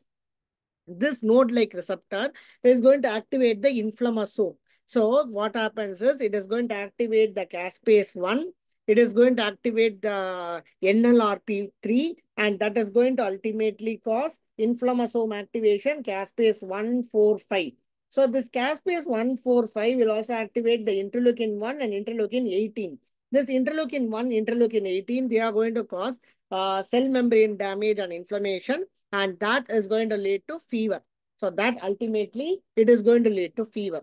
Now coming towards the ferroptosis. So ferroptosis, as you all know, cell death when excess intracellular iron or radioactive iron species is going to overwhelm the glutathione dependent antioxidant defenses. It is going to cause membrane lipid peroxidation. They are linked to cancer, node-like cells, and they can also cause stroke, etc. And efferocytosis is nothing but phagocytosis of apoptotic bodies with help of macrophage cells and fibroblast cells. Now coming to the next question, which of the following cells are involved in efferocytosis? Remember, efferocytosis phagocytic action. Now, phagocytic action, who is going to do phagocytosis? It is going to be macrophage. So the answer here is going to be macrophage. Okay, now which of the following is a useful marker to detect this process? So first you have to know what is this process. So this process is nothing but autophagy. So this is going to be nothing but autophagy, okay, autophago, lysosomes, etc. So what it is going to basically do is they are going to be a lysosomal digestion of the cell's own component. It is an adaptation to the nutrition deprivation. It is a stress is too severe for the process to cope up with, and it results in the cell death by apoptosis. So you have physiological or pathological. Physiological autophagy is seen with exercise, with aging. So there are three types basically. Either they are going to be chaperone mediated. Write it down. Either they are going to be chaperone mediated, or it is going to be microautophagy, or it can be microautophagy. Okay. Or it can be third is going to be macroautophagy. Macroautophagy. What is this microautophagy, macroautophagy, and chaperone mediated? Chaperone mediated means direct translocation occurring through the lysosomal membrane by chaperone protein. Microautophagy now, inward invagination of lysosomal membrane for delivery. It's a inward invagination of microsomal enzymes for delivery. And third is a macroautophagy, which is the major form. Remember, macroautophagy is a major form. Okay, it is a major form, and it involves sequestration and transportation of cytosol content. So sequestration and transportation of cytosol content in a double membrane bound autophagic vacuole. So autophagy is playing a major role in human diseases per se, because autophagy can promote growth, cancer growth, and also acts as a defense against cancer. And it is going to act on the neurodegenerative disorders. Infectious disease. In infectious disease, you have something called as ATG5. Deletion of ATG5, deletion of ATG5 will be increasing the susceptibility to tuberculosis. Increase the susceptibility to tuberculosis. And polymorphism in gene involved in autophagy are associated with inflammatory bowel disease. Remember, nutrition starved condition la autophagy ஏற்படுது.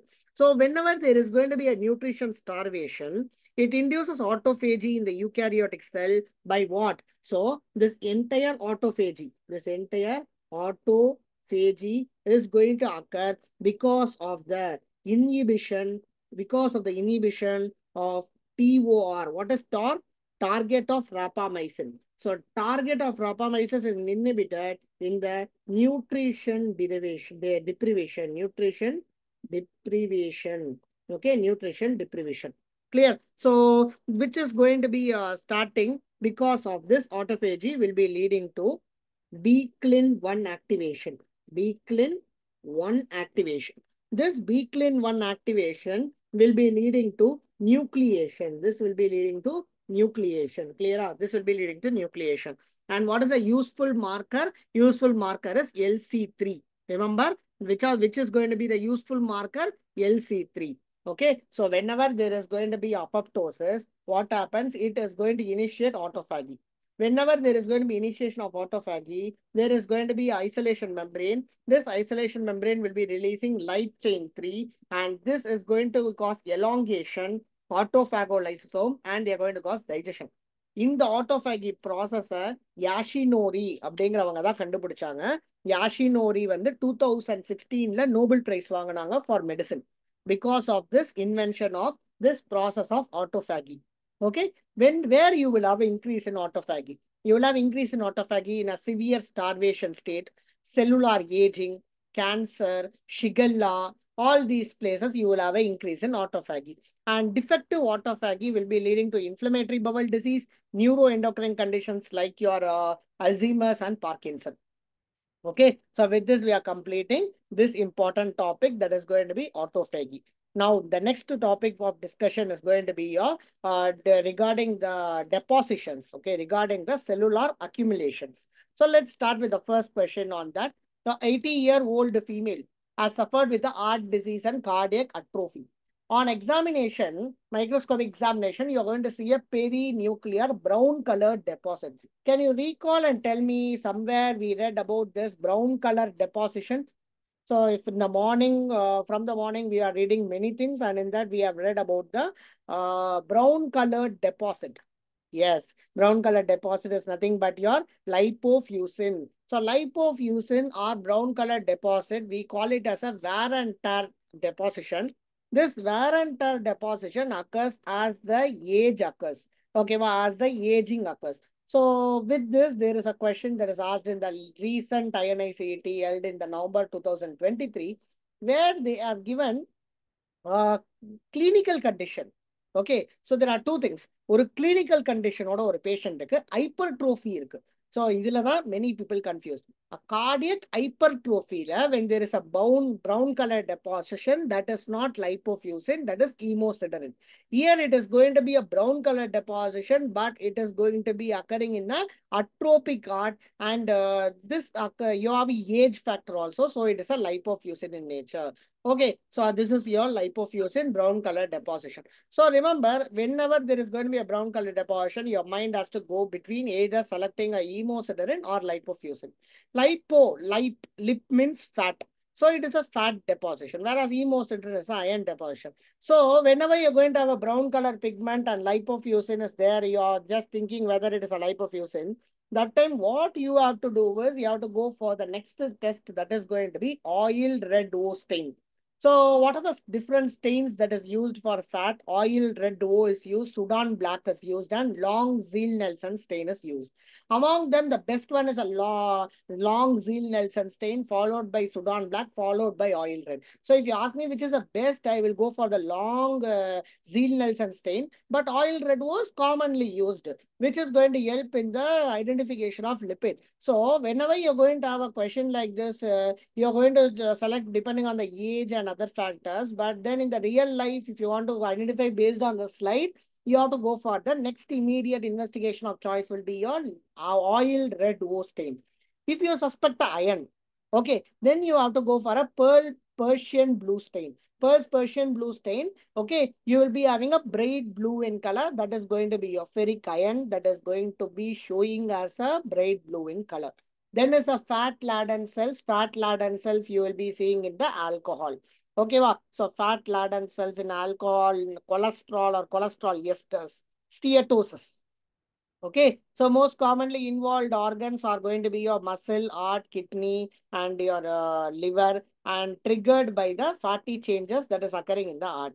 And cholesterol and cholesterol esters will be looking like a foam cell. Okay, wow. So this you can see in xanthoma, strawberry gallbladder, atherosclerosis, Niemann-Pick's disease. So in Niemann-Pick's disease, especially type C, it is going to be a mutation occurring because of the involved enzyme in cholesterol trafficking, resulting in the cholesterol and accumulation in multiple organs. So phospholipids components of myelin figures, you can actually see in the necrotic cell, that is phospholipids. Next is going to be your proteins. So proteins will be appearing like a rounded eosinophilic droplets. Okay, rounded eosinophilic droplets, vacuoles, aggregates in the cytoplasm. Example of protein aggregation is going to be seen in multiple myeloma. So remember, whenever you're going to have a protein can be of three types. Either it can be a resorption droplets, or it can be a Russell body, or it can be accumulation of cytoskeletal proteins. Resorption droplets is nothing but in a proximal renal tubule in disorders like heavy proteinuria, they will be appearing as a pink island droplets within the cytoplasm of the tubular cells. Okay, so pink island droplets. Whereas Russell body, it's nothing but immunoglobulin accumulation in the endoplasmic reticulum of the cell, and this you commonly see in the multiple myeloma. Then accumulation of cytoskeletal protein like microtubule, thin actin filament, myosin filament, all these you can see, and mostly the markers which we use is cytokeratin, vimentin, desmin, etc. Now, island changes. So any intracellular, extracellular accumulation with a pink homologous appearance, that is going to be island changes. Similarly, glycogen. Again, remember, glycogen is another one which will be having a clear appearance, okay, clear vacuolar appearance that is similar to that of the fat. And it is best fixed in the absolute alcohol. So best stain which you use is going to be for glycogen is best carmine stain or pass with diastase. Diastase hydrolyzes your glycogen. Okay, I think my screen is not moving. Okay, 1 minute. I'll just, if it, hope it is clear now. Okay, so this glycogen deposits, they are seen in the diabetes mellitus. They are seen in glycogen storage diseases, glycogen storage disease and diabetic mellitus. Iron overload, especially seen in the patients with thalassemia, repeated blood transfusion பண்றப்ப iron overload ஆகும், and on biopsy you can on Persian blue staining ferrocyanide is converted into ferric ferrocyanide. Okay, so biopsy of myocardium of 86-year-old man is given below. What is false? So 86-year-old man இருக்கு. ஓகேவா myocardium so அதனால maybe this is going to be endogenous pigment age related accumulation. It is highly suggestive of malignancy. Yeah. No. So it is due to the free radical injuries of lipid peroxidation, correct? It is not suggestive of malignancy. So this is a lipofuscin. It's a wear and tear pigment, brown atropine solvo. So perinuclear lysosome does not injure any other cell. It is a sign of cell aging and does not interfere with the cell function. So next question, autopsy is performed in 64-year-old man who died of congestive heart failure. Section of liver reveals yellow-brown granules in the cytoplasm of most of the hepatocyte. Which of the following stain would be most useful to demonstrate a positive staining that these yellow-brown cytoplasmic granules are in fact composed of hemosiderin? So if it is a hemosiderin, Persian blue is going to be the stain which is used. Okay, this is again Sudan black staining. This is hematoxylin eosin staining. This is oncosa staining for calcium staining, black deposit. This alizarin staining, alizarin red is again a calcium deposition. And remember, child is bought by his parents. He has a hepatomegaly, hypoglycemia. Parent says he has a recurrent attack of hypoglycemia. Even after giving epinephrine, blood glucose is not raised. After investigation, type 1 glycogen storage disease was made. Okay, glycogen storage disease was made, and which stain should be used? I told you already, glycogen storage disease nale, you go for periodic acid skip stain, best carmine stain. Okay, either you can go for periodic acid skip stain or you can go for carmine stain. So remember, one cosa is for calcium, Manson fatona. Can you tell me where you use this Manson fatona staining? Oil red is for fat. Okay, wow. So oil red is for fat. Okay, so we saw this, right? So Sudan black is on the one cosa staining, alizarin red staining. Now, a child bought by his parent, can you see? This is going to be your glycogen deposits, which you can see.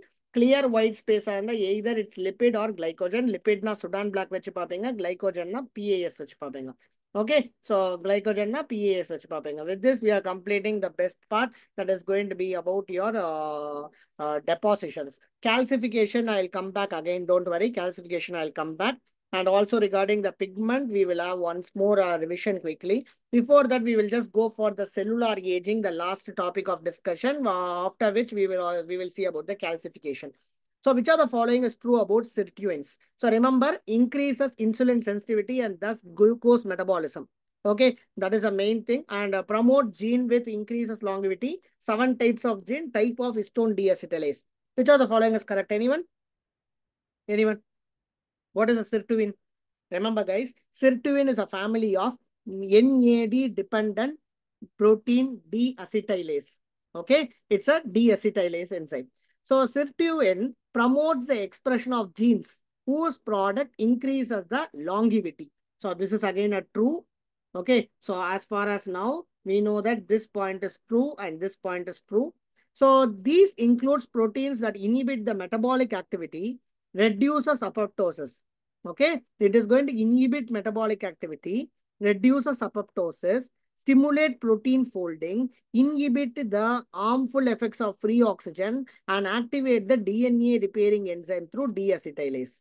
Okay, so and it is also going to increase the insulin sensitivity and glucose metabolism. It inhibits all the metabolism except your glucose metabolism. It is going to increase the glucose metabolism. It is going to increase the glucose metabolism. Okay, remember, red wine is also one that activates your sirtuins and thus increases the lifespan. Sirtuins targets for the treatment of diabetes. Defective DNA helicase will be causing a Werner syndrome, which we'll be discussing it now. So as far as sirtuins, this is the one. So answer is going to be A, B, C, D. All 4 are true.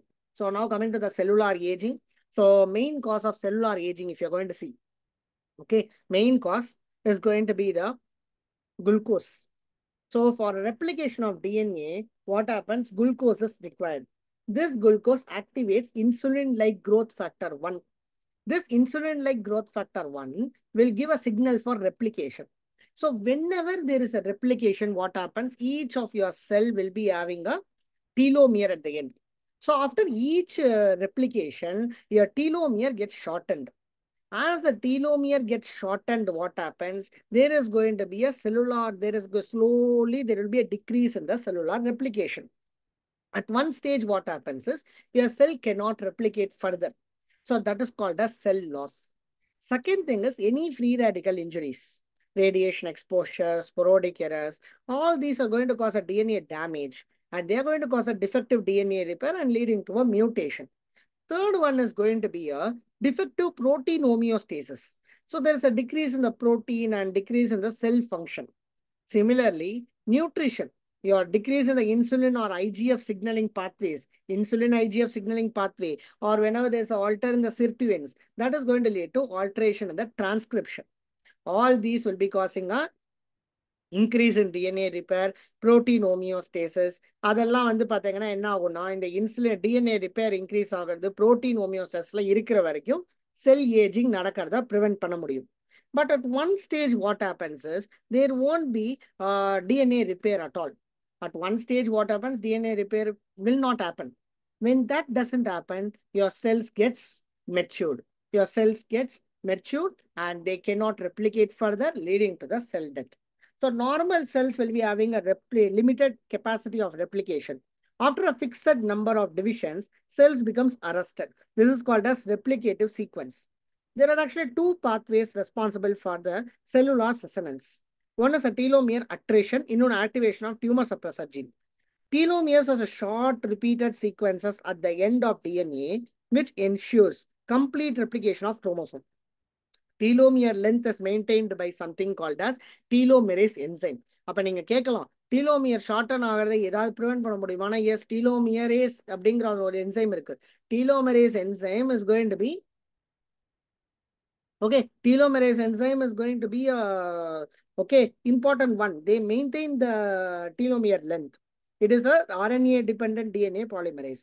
When this telomerase is absent in a somatic cell, it is present only in the germ cell and present at low levels.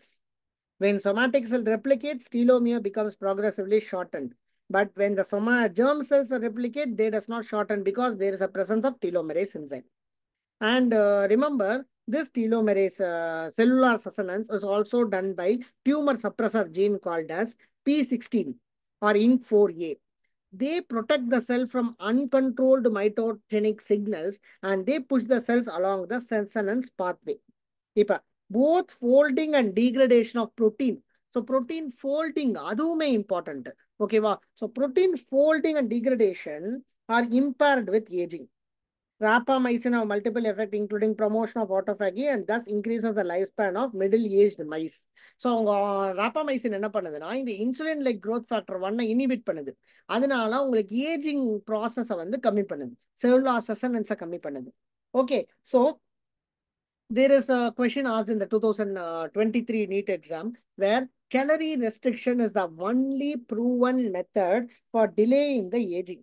Caloric restriction increases iron, thus reducing the signaling intensity of IGF-1 and increases the sirtuin. So, adinaladan idu onnu mattum dhaan it is a proven one for decreasing the aging process in a person. Sirtuins, you already know it is coded by SIRT1 to SIRT67 type of NAD dependent histone acetylase. இது already நான் சொல்லிட்டேன். இப்ப next one வந்து பாத்தீங்கன்னா இந்த DNA helicase-ல defect இருந்ததுன்னா that leads to Werner syndrome. It is a premature aging syndrome. Remember, Werner differentiate பண்ணும். Werner, M stands for Men1 syndrome. So, இது வந்து different. இங்க நம்ம வந்து Werner syndrome பார்க்கிறோம். இது வந்து நான் வச்சுக்கோங்க. Werner. Okay, difference தெரியணும். Average hematopoietic stem cell suffers 14 new mutation per year. Remember, telomerase is reactivated in immortalized cancer cells. Mutation of CDKN2A is in melanoma. Sirtuin have a role in aging, diabetes, and cancer. Okay, so this is all about your aging. Okay, this is all about your aging. Which of the following is not true? Telomere shortening associated with aging, true. Free radical damage theory is most accepted theory, true. Sirtuin prolongs lifespan by increasing metabolism. No, it decreases metabolism, but it increases the glucose metabolism. Calorie restriction will prolong the lifespan, yes. So option C is the false statement. Okay, okay. Next, telomere and A-flick limit. What is A-flick limit? I'll tell you. Normal cells can undergo almost 60 to 70 cell divisions in their lifetime. This limit is called as A-flick limit. Cause of A-flick limit is going to be progressive telomere shortening with the cell division. Okay, so telomere progressively shortened and prevents the fusion and degrades the damaged chromosome. Okay, so next, which of the following defines Werner syndrome? N. Werner na premature aging, correct. Okay, premature aging. Which of the following contributes to the immortality in the cancer cells? Telomerase is going to contribute to the immortality of cancer cell. So now we are moving to the last part of the discussion, that is going to be calcification. See, abnormal tissue deposition of calcium salt with some amount of iron, magnesium, and other mineral salt is called as calcification. So it can be of two types basically. One is going to be dystrophic dystrophic, and another one the metastatic calcification. Dystrophic, D stands for dead. So dystrophic is seen in the dead tissue. Metastatic is seen in the living tissue. Okay, well, that is the first thing you have to remember. Dystrophic calcification is in the dead tissue. So, அப்ப calcium போய் accumulate ஆகணும்னா மனுஷன் உயிரோட இருக்கணும். இங்க மனுஷன் உயிரோடையே இல்ல. அப்ப இங்க வந்து calcium level will be normal. Whereas in metastatic, calcium level will be elevated. And where do you see dystrophic calcification? It is seen in cell injury and necrosis. Whereas metastatic, you will be mainly seeing in the gastric mucosa, kidney, lungs, pulmonary vein. So here dystrophic, it will be leading to organ dysfunction. Whereas in metastatic, there is no organ dysfunction, but later on, maybe it can. Okay, so what is the etiology of dystrophic? Dystrophic is going to be due to some rheumatic heart disease, atheromatous plaque, tubercular lymph node, tumors like your meningioma, mesothelioma, papillary carcinoma of thyroid, prolactinoma, glucognoma. இதுல எல்லாத்துலயுமே உங்களுக்கு வந்து பாத்தீங்கன்னா dystrophic calcification இருக்கும்.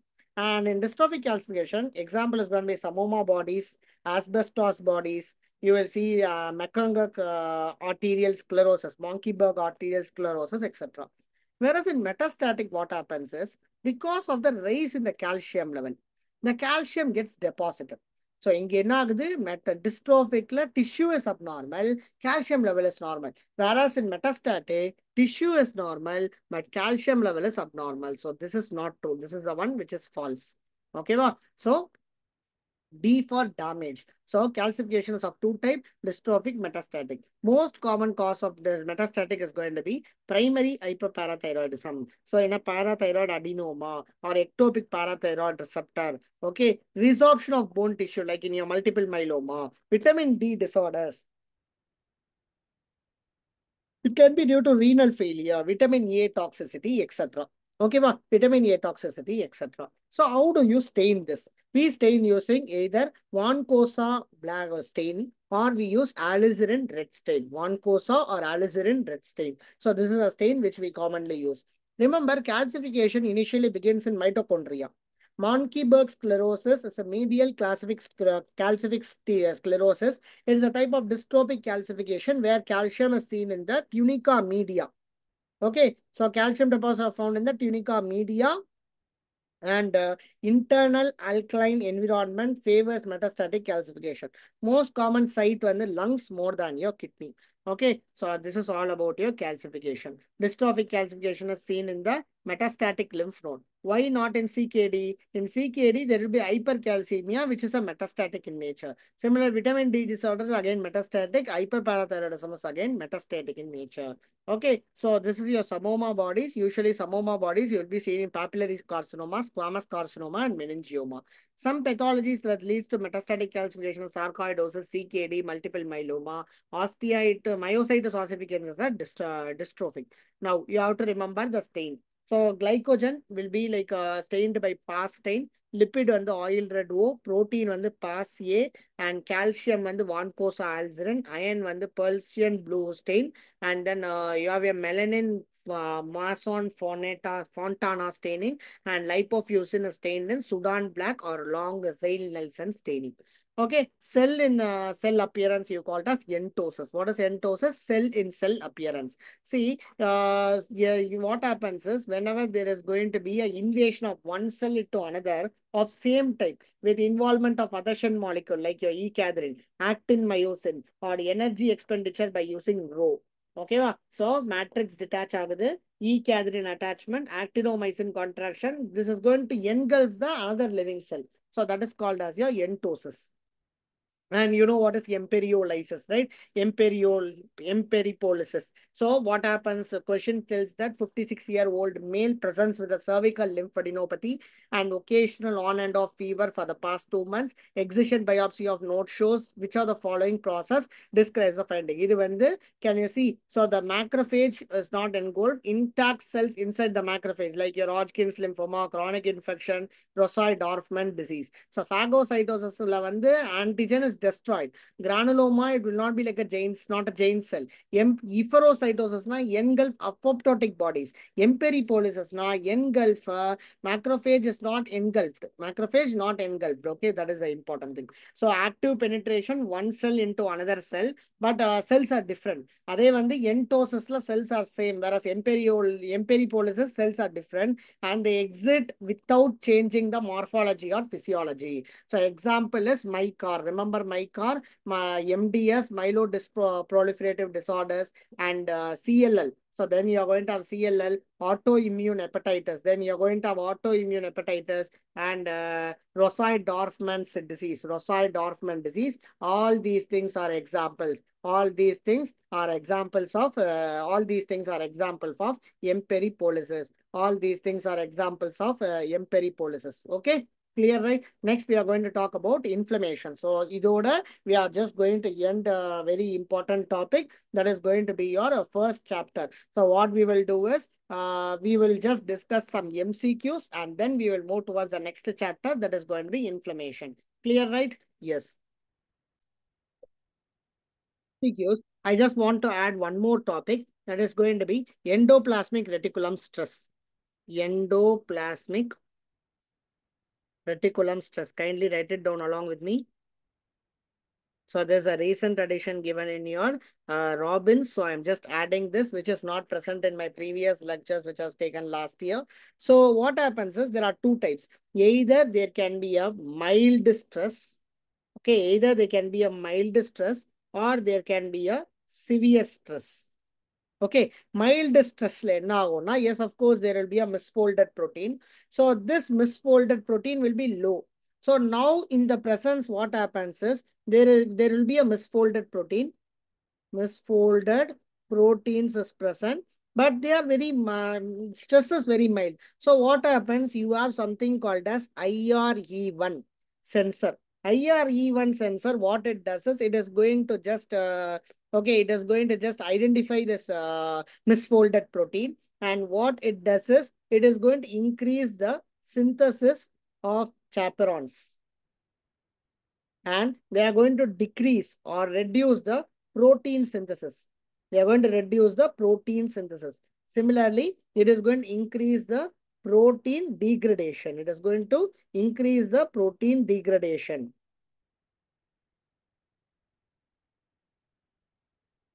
Okay, so all these three, what it will do is they are going to cause reduction in the load of misfolded protein. They are going to decrease the load of misfolded protein. Misfolded protein. This load of misfolded protein, when it is decreased, that is going to ultimately what happens? It is going to cause adaptation. So adapted. Okay, there is no problem here. But what happens when there is going to be a severe stress? Along with that, when you're going to have a misfolded protein, what happens here? There is no sensor. No sensor. When there is no sensor, what happens? There is going to be activation of BH3 proteins, and there is going to be activation of caspases. These activation of caspases will be leading to apoptosis. Apoptosis.